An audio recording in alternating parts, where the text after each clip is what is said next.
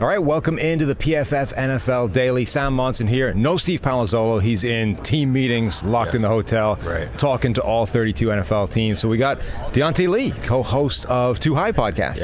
Yes, man. Glad to be on. I know we got to talk a couple times throughout the season. Obviously, had a little discussion about Trevon Diggs. And glad to be here. It's my first combine, and because I work remotely, my first time really kind of bumping into all of you guys. So it's been a fun process so far. Yeah, first time meeting in person. So because it's your first combine, that's what I wanted to hit up in terms of this podcast. Let's talk a little bit about what the whole experience is like, because it's one of these weird, massive NFL media events, and it's so funny because they're talking about moving this thing on the road, and maybe this is the last year in Indy, but it's the one place where you will bump into every single human being involved in the NFL in some way, shape, or form throughout this week. And that's why nobody's sleeping. Everybody's out at the bars late at night, bumping into Jack Del Rio and everything like that. What do you make of the week so far? Well, it's funny, last night being my first night in, that was my first takeaway, is you hear about all of these things, kind of getting into the sports media world where you get to run into all these people,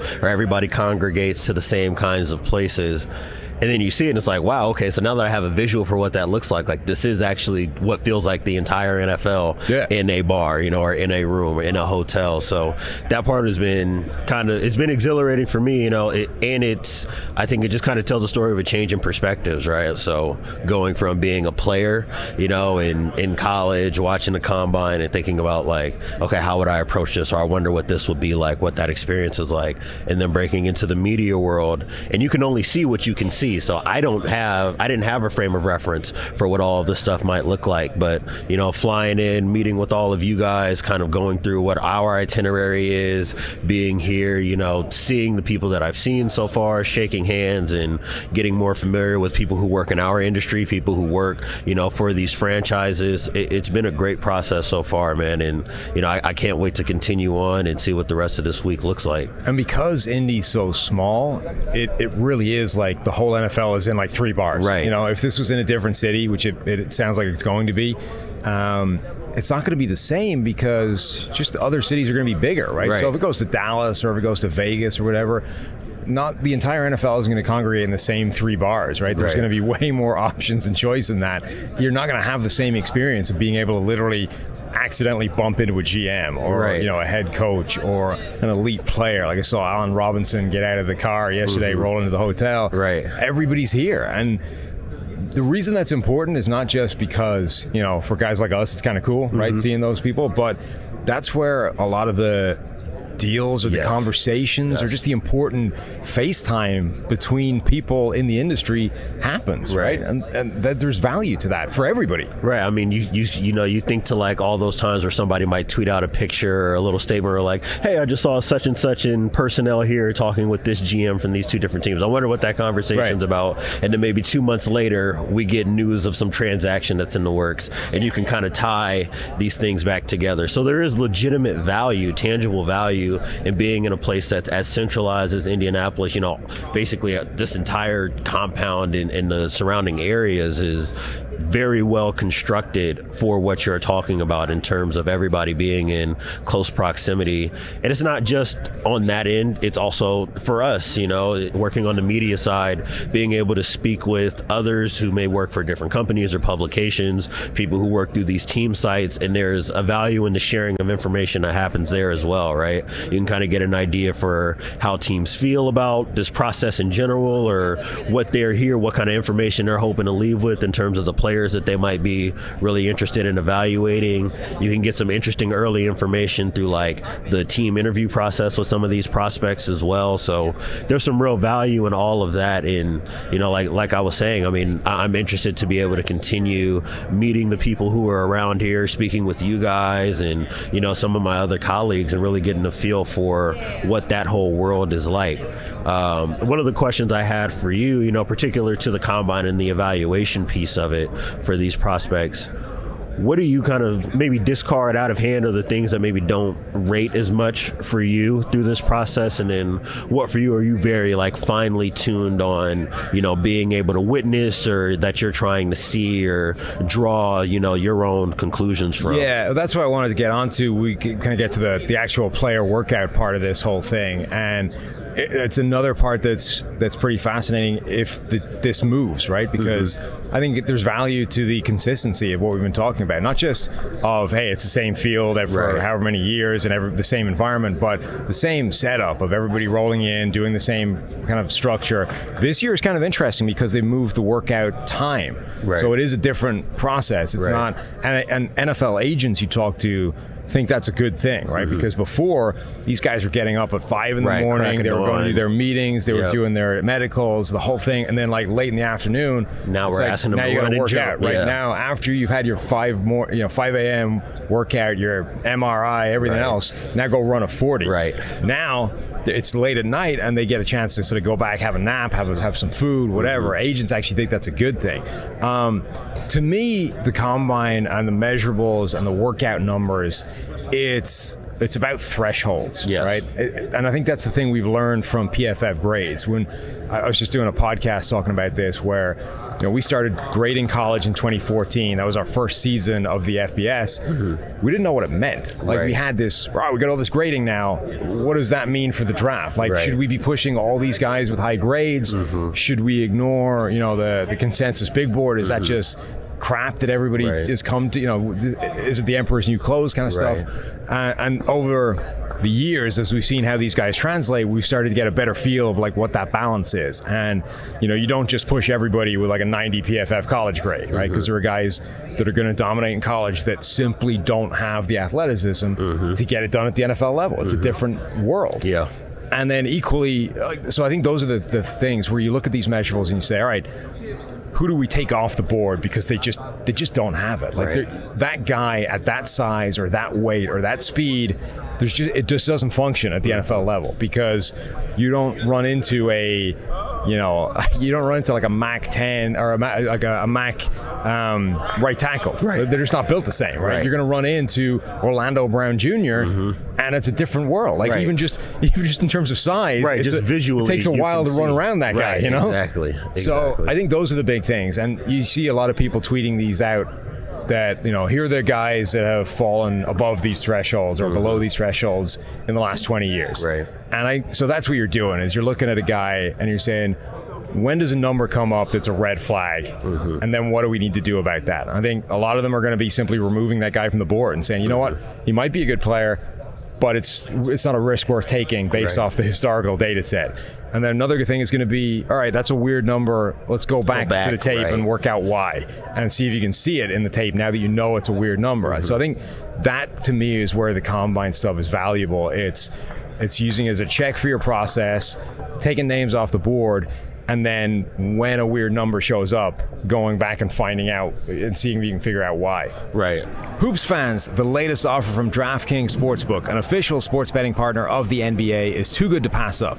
New customers can bet just $1 on any team and get $150 in free bets if they win. It's that simple. If Sportsbook isn't available in your state yet, you can still take your shot at a big payday.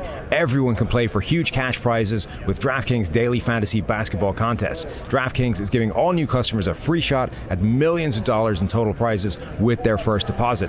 Download the DraftKings Sportsbook app now. Use promo code PFF. Bet just $1 on any NBA team and get $150 in free bets if they win. That's promo code PFF at DraftKings Sportsbook, an official sports betting partner of the NBA. Must be 21 or over. Minimum age and location requirements vary by jurisdiction. See DraftKings.com/sportsbook for full list of requirements and state-specific responsible gaming resources. Gambling problem? Call 1-800-GAMBLER. That's kind of the way that I'm looking at it too. Obviously, this being my first time here is, well, what you're saying, that is the real work of the combine, right? It's figuring out which guys you need to eliminate from your evaluation process. Across the board, right? Whether it's workouts, whether it's medicals, whether it's the interviews, whatever the case may be. That's what the combine is there for, is like eliminating players. Exactly. And then from there to your second point of, okay, well, if this guy's borderline in terms of these athletic thresholds, then we do need to go back and look and say maybe it's a G5 or FCS guy. Well, how much film do I have of them playing up against other like NFL style of competition? So now I have some frame of reference to work off of, because, you know, one of the things that it's easy to fall in love with the guy who maybe plays at the G5 or FCS level, where they're just blowing by everybody. Yeah. But in games where they're playing up against someone else, or teams that play with more guys that might be of NFL athletic caliber, if he just looks like just another dude, well, now does that mean that he's undraftable? No, but it might change where you have him slotted versus maybe another guy who goes to a larger university who looks like another one of those guys. And that's where, like, again, the tape is going to show you some of that, right? Mm-hmm. Like, I always think to a guy like Cooper Kupp, right? Mm-hmm. Who didn't have a great workout, didn't run incredible numbers, was a 4.6 or something. Yeah. Wasn't fast. Mid 4.6 or something like that. Small school, usually against pretty crappy opposition. You're like, of course he's putting up huge numbers, but every time he stepped up and played a Pac-12 team, he lit them on fire, right? And one of the most amazing college games I've ever seen was him torching Oregon for like 250 yards. You're like, okay, every time that guy stepped up and faced better players, he looked better. He didn't even just look the same, he looked better. So that's one where you're saying, okay, the numbers are fine, we're not getting excited by them, but this is the important thing, right? You can see that when he faces these better players, he's able to continue to dominate. Right. So another question I have for you, is there a particular position group that just in general has the most to gain from their performance metrics that you can find at the combine, or the most to lose? I would like to hear it from both ends. I think it might be the same position. I think corners is a big one. Like, a slow run corner is basically off the board for everybody. Right. A lot of teams start eliminating those guys just from the height and weight and length measurables. And that's relevant this year, right? Roger McCreary, tiny, short arms. McDuffie, short guy. There are teams that have those guys off the board already before they've done a thing, just based off those traits. The fact that he's not long enough, he's not tall enough, we're done. We're not in. And then equally, I think corners that run blazing fast, whether it's right or wrong, those guys get inflated up draft boards, right? I mean, it's valuable. Sure, but it's not. It is valuable. It's not the end-all, be-all, but it is valuable. It's definitely useful, and it can make up for a lot. But I think teams probably overvalue that. So I think corner generally can go either way. It's big for them. I think edge rushers are another one. Like, those guys, it's another one of those position groups where the more we learn, the more we realize, there is something to this idea of, like, if you're built like Myles Garrett, chances. It's going to be hard for you to fail. It doesn't mean that you'll be a superstar, but it means that it's much harder for you to fail. Like, you see those videos of Myles Garrett, like, box jumping out of the gym, or when he went and played basketball and just, like, throwing dunks down on people. Exactly. Like, there's something to that. Like, if you're not that level of athlete, you have a harder job blocking that dude. 100%. If he's as technically good as you are, you're screwed, because he's better than you are as an athlete. Right. So edge rush is a good one. I'm with you. I was going to say edge rush is probably the one, just because over the years, as we've continued to accumulate some of these measurables, it just becomes clearer what you have to do, or within what standard deviation or what threshold you have to meet in order to really be considered that NFL level of athlete. So, your 10-yard split, your 3-cone, which we know to be a really big deal. I think about just the bigs in general, because on the offensive line, you think about the short shuttle. We found a lot of data, I think, over the years that kind of suggests that if you can hit a certain threshold, it doesn't mean that you're going to be an all-pro, perennially, but that you'll probably be a starter-level athlete, right? And then you can go back and see, like, do you have the technique that's required in order to play this position at a high level from there? So that's the biggest thing for me. I think the bigs are the guys that I'm usually looking at, and then in terms of eliminating guys, are the people who have the most to lose. Like you said, DBs, if you're a sub 4.5 or sub 4.6 defensive back, you got a good chance of being a good player. But if you're anywhere above 4.6, it's going to be really difficult for you to rate on anybody's radar in the NFL, just because of what we ask these guys to do in coverage,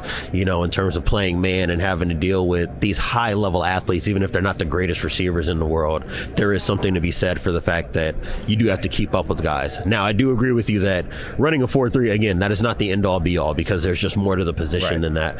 But like you were saying, you have to be able to exist within whatever this hard line threshold that we have set for these athletes, because there is something to be said for being a pro athletically that just does not exist at the college level. All right, that's going to do it. We're going to get back to the combine. Thanks a ton, Diante, for showing up. This has been the PFF NFL Daily.